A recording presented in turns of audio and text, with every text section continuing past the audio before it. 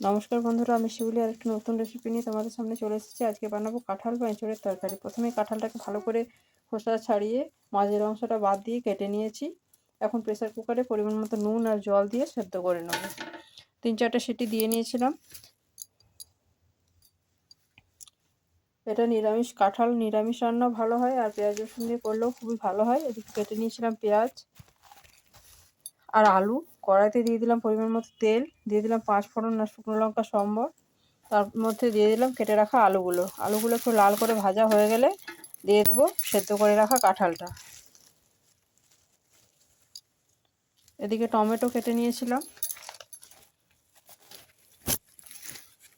কাঁঠালটা একটু ভেজে নেওয়ার পর দিয়ে দিলাম কেটে রাখা পেঁয়াজ আর রসুনটা। এখন পেঁয়াজ রসুনটা ভালো করে একটু ভেজে নেব।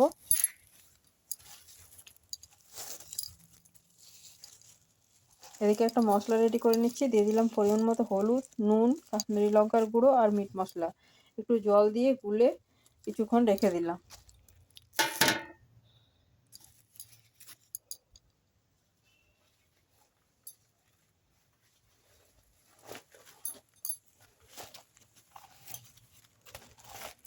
কাঁচা লঙ্কা কেটে নিয়েছিলাম, ওর মধ্যে একটু আদা কুড়িয়ে দিয়ে দিয়েছিলাম।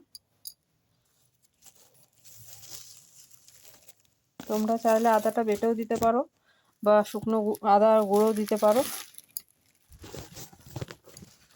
এখন পেঁয়াজটা লাল করে ভাজা হয়ে গেছে, দিয়ে দিলাম কেটে রাখা টমেটোটা আর দিকে আদাটা কুড়িয়ে নিয়েছিলাম। এখন দিয়ে দিলাম গুলে রাখা মশলাটা।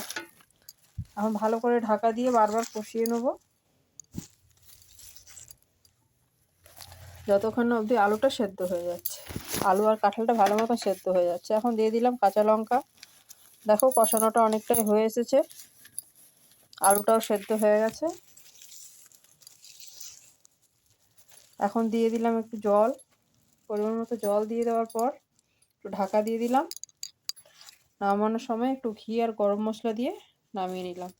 রেসিপিটা ভালো লাগলে অবশ্যই লাইক কমেন্ট শেয়ার করে দিও। যারা ইউটিউব থেকে যে দেখছো তারা চ্যানেলটাকে সাবস্ক্রাইব করে দিও। যারা ফেসবুক থেকে দেখছো তারা পেজটাকে ফলো করে দিও। তোমরা বাড়িতে অবশ্যই রেসিপিটা ট্রাই করো। ভাত বা রুটির সাথে সব কিছুর সাথে এটা খেতে খুবই ভালো লাগে। সবাই খুব ভালো থেকো। ভিডিওটা এখানে শেষ করছি।